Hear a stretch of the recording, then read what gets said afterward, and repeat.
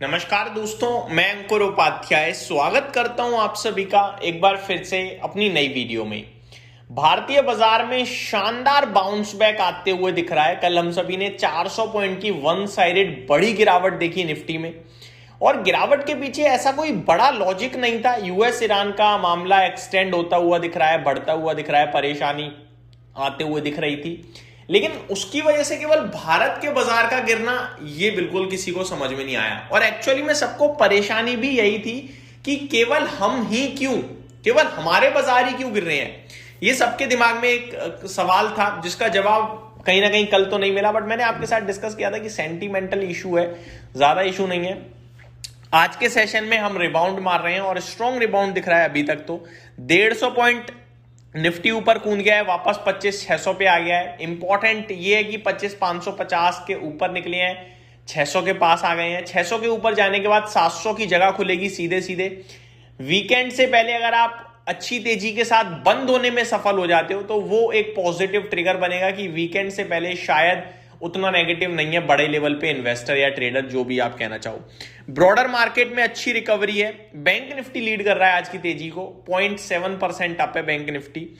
वहीं अगर Sensex Nifty की बात करें तो ये आधा परसेंट ऊपर है। मिड कैप इंडेक्स आधा परसेंट ऑलमोस्ट ऊपर है। स्मॉल कैप में उतनी खास तेजी नहीं है आज, स्मॉल कैप बिल्कुल फ्लैट टू पॉजिटिव ही दिख रहा है। मार्केट ब्रेथ इस बीच में अच्छी हो गई है, 1550 शेयर्स पॉजिटिव हो गए हैं, 1150 शेयर्स नेगेटिव है। तो ज्यादातर चीजें अच्छी डेवलप हो रही हैं आज के सेशन में। शुरुआत बिल्कुल फ्लैट हुई, उसके बाद स्क्रीन पे आपके लिए तेजी बन रही है। दोस्तों एक चीज और मैं आप सभी के साथ शेयर करना चाहूंगा।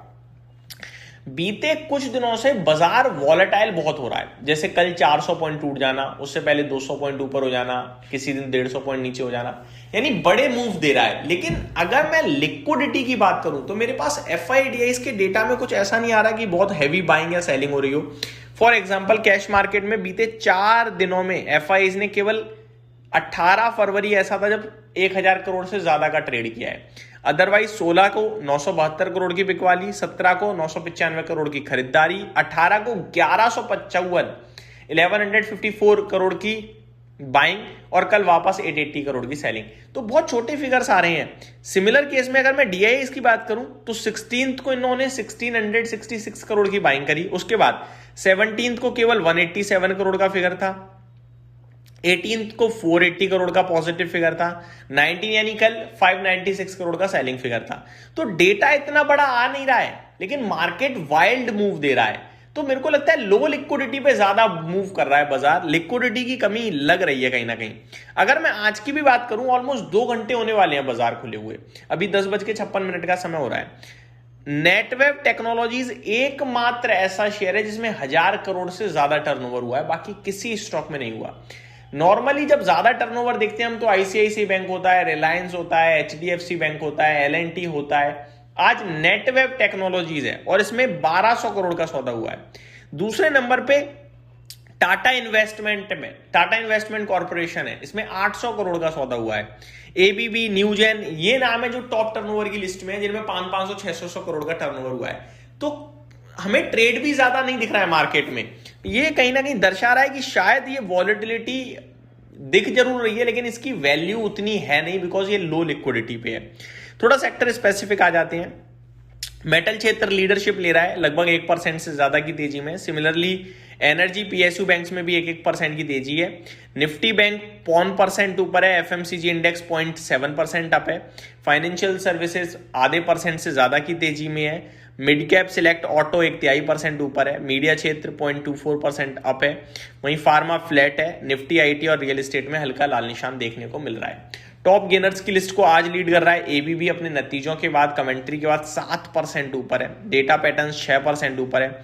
फर्स्ट क्राई में रिबाउंड आ रहा है, 5% ऊपर है। अभी थोड़ी देर पहले 10% ऊपर था। मैंने दूसरे चैनल पे बोला कि इससे आप अवॉइड करें, ये केवल और केवल उछाल है, और अभी केवल 5% ऊपर रह गया है।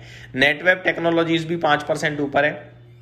ट्रांसफॉर्मर एंड रेक्टिफायर्स में 4% की तेजी दिख रही है।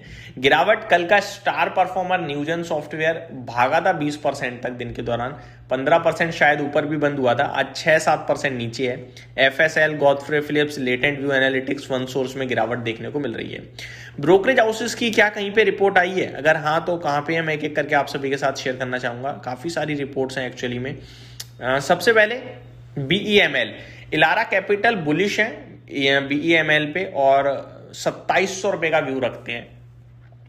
VIP पे मोतीलाल ओसवाल की तरफ से बाय की कॉल है 475 के लिए। सफारी पे मोतीलाल ओसवाल की तरफ से बाय की कॉल है 2600 के लिए। रिलायंस इंडस्ट्रीज पे मॉर्गन स्टैनली की तरफ से मेंटेन करी गई है ओवरवेट की रेटिंग 1803 के लिए। इंडसइंड बैंक पे MK की तरफ से अपग्रेड किया गया है बाय के लिए, 1100 रुपए का व्यू रखा है इन्होंने। ICICI प्रूडेंशियल AMC पे NTQ की तरफ से बाय की रेटिंग आई है, 3600 रुपए का व्यू है। LNT पे एक्सेस कैपिटल की तरफ से मेंटेन करी गई है बाय की रेटिंग, 4810 का व्यू है। लेंसकार्ट पे मोतीलाल ओसवाल ने इनिशिएट करी है बाय की रेटिंग 600 का व्यू। JSW सीमेंट पे इन्वेस्टेक की तरफ से इनिशिएट करी गई है बाय की रेटिंग 146 के लिए। ABB पे मैक्वायरी न्यूट्रल है 5420 के लिए। JP मॉर्गन न्यूट्रल है 5639 के लिए। UBS न्यूट्रल है 5310 के लिए। नोमुरा ने रिड्यूस की रेटिंग दी है 4620 के लिए। वहीं ITC की बात करूं तो HSBC की तरफ से होल्ड की रेटिंग है 360 के लिए। डाबर की बात करें तो नुवामा की तरफ से बाय की रेटिंग है 605 के लिए।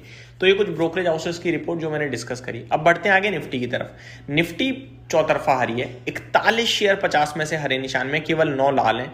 लाल निशान में Eternal, Infosys, M&M, Grasim, tech Mahindra दिख रहा है। पॉजिटिविटी को लीड कर रहा है हिंडाल्को 2% ऊपर है। BEML 2% ऑलमोस्ट ऊपर है। NTPC, हिंदुस्तान यूनिलीवर, नेस्ले में भी अच्छी तेजी है। तो ये कुछ स्टॉक्स जो मैंने आप सभी के साथ डिस्कस करे। उम्मीद करता हूँ डिटेल्स पसंद आई होंगी। Thank you so much for watching this video. Have a great day guys.